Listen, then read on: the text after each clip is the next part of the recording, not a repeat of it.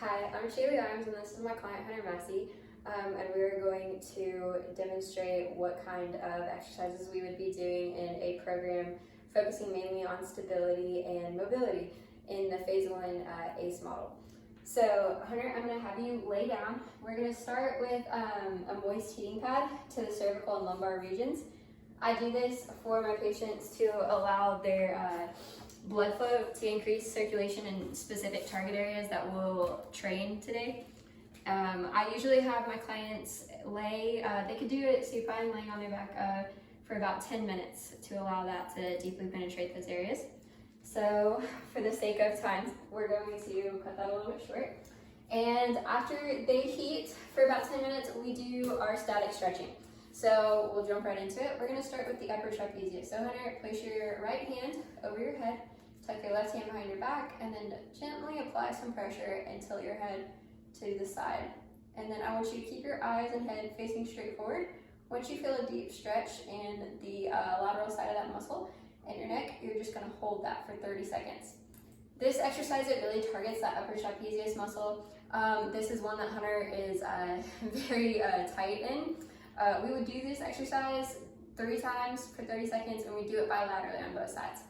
We're going to progress into our upper elevator stretch. So I'll have you tuck that same arm behind your head. You're going to tilt your chin this time towards your elbow and gently apply pressure downwards.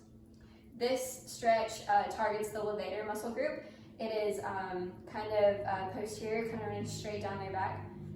And we'll do this one 30 seconds, 3 times each, bilaterally. And now we will progress to our hamstring stretch. So I'll have you kick out your leg and make sure there's a 90-degree angle between your ankle joint and lean into it. Really good. You should feel this stretch running from your hamstrings, like the base of your, the back of your quad, all the way down into your glutes, or your calf muscle. He's gonna hold that for a minute. That one we'll do a minute twice. And then we're going to progress on to our hip flexor stretch. So Hunter, I want you to get on the edge of the bed, or edge of the bench. Have your ankle and your foot at the base of the bench. Very good. I want you to step forward and lean into it, keeping your pelvis straight as possible. Don't let it tilt one way or the other. Very good. You feel that run down your quad?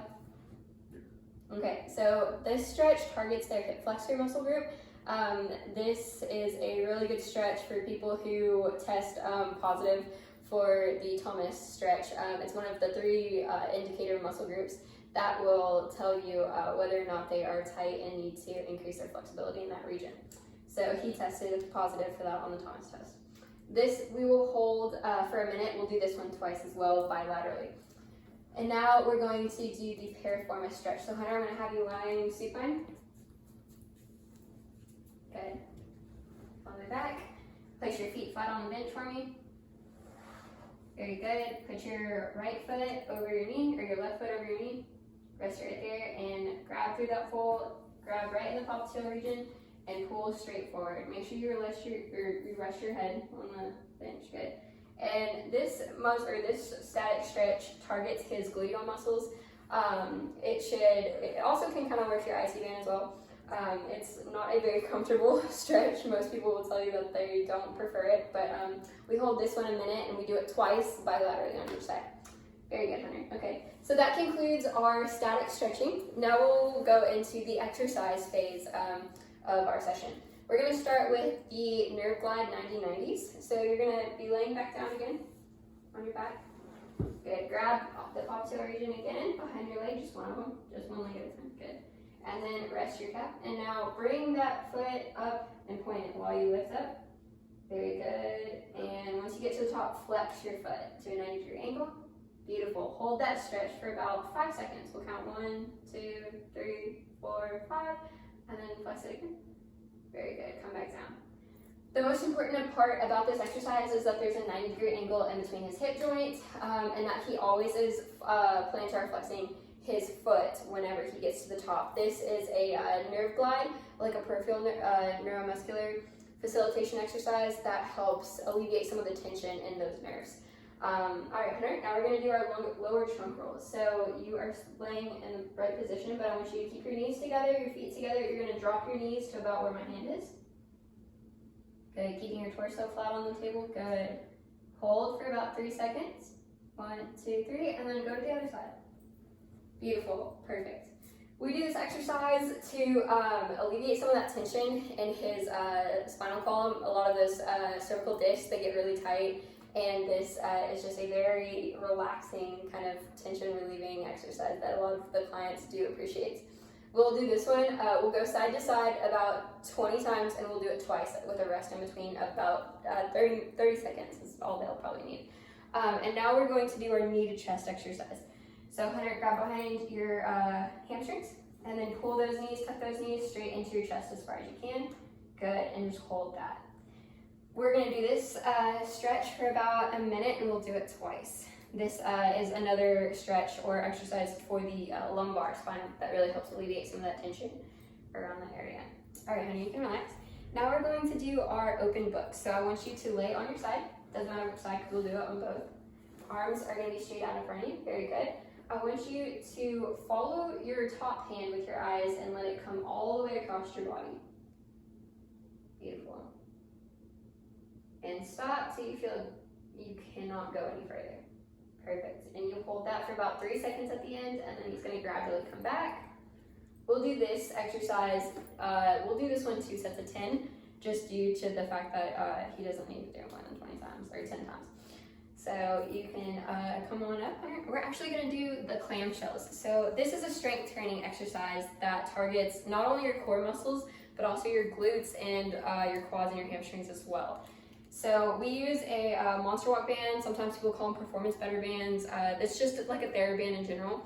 A green is a moderate resistance. It's pretty resilient. However, it does have a little bit of give in it. It is lighter resistance than the blue or the black, and that's what we would progress to throughout our stability mobility trays thing. So we're gonna stick this right above your knees. And the most important thing to tell your client is to always keep their feet together and always keep their hips in line. You never want them to rotate their hips. So raise your top knee to touch my hand. Very good. Hold. 1, 2, 3, 4, 5, and then close. This one we will do 2 sets of 10 as well, and we will do it bilaterally on both sides. So I'm going to take this band off for you. And then we are going to progress into our cat camel stretch. So I want you to be quadruped, like a dog. For the cat camel, we are going to relax your spine downwards, let your tummy fall to the ground. Very good. You're going to hold that for 5 seconds, and then you are going to round your spine and come back up. Very good. Tucking your abdominal muscles in. You're going to hold that for 5 seconds, and we just repeat this continuously. It's a very dynamic, flowing exercise. We do this for 2 sets of 20. Up and down is 1 set. So that's good, Hunter. And now we're going to do the thread the needle exercise. So I want you to bring your right hand through your through the space between your armpit, and you're going to follow your hand up and out with your eyes and come all the way up. Once you reach that point, you're going to hold it for about 3 seconds and then come back through. Very good. The function of this exercise is to allow him to gain mobility in his core and trunk region. He's really tight, and so practicing this will train those muscle groups to allow him to do twisting motions, bending motions, things of that sort. It is very important during this exercise that we tell the client to keep their hips in line, straight above their knee, and their shoulders straight above their arms.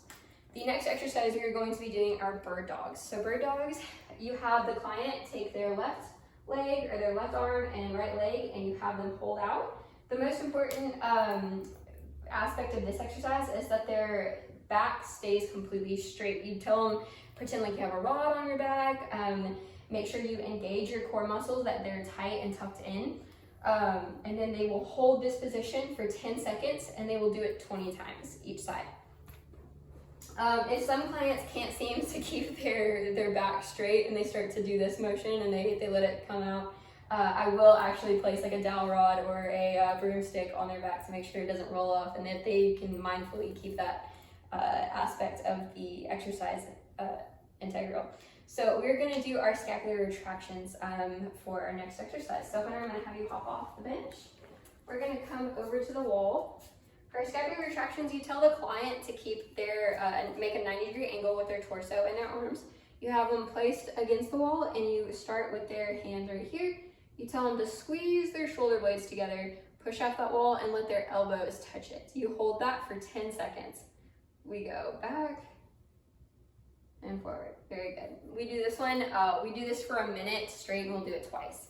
For our next exercise, we're going to do our cervical foam roll. I use a spray ball. It doesn't really matter. You can use any kind of roll that alleviates some of the tension in your back.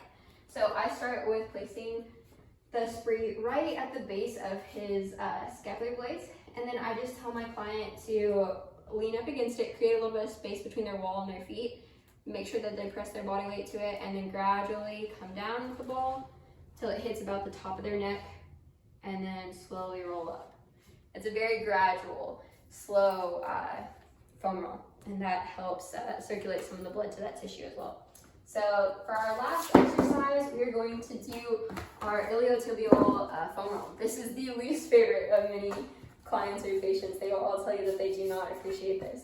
So they're gonna have the leg that is rolling on the bottom, they're gonna have that leg straight out, and they're gonna cross the top leg over it to use that to traction themselves and position themselves on the foam roll.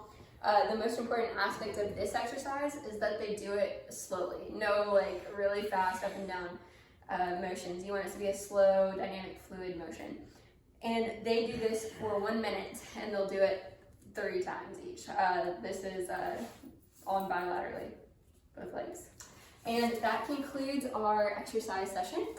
To finish off of his session, we do an ice to cool down. I apply an ice pack for about 10 minutes to both the cervical and lumbar region. And that is all there is to it.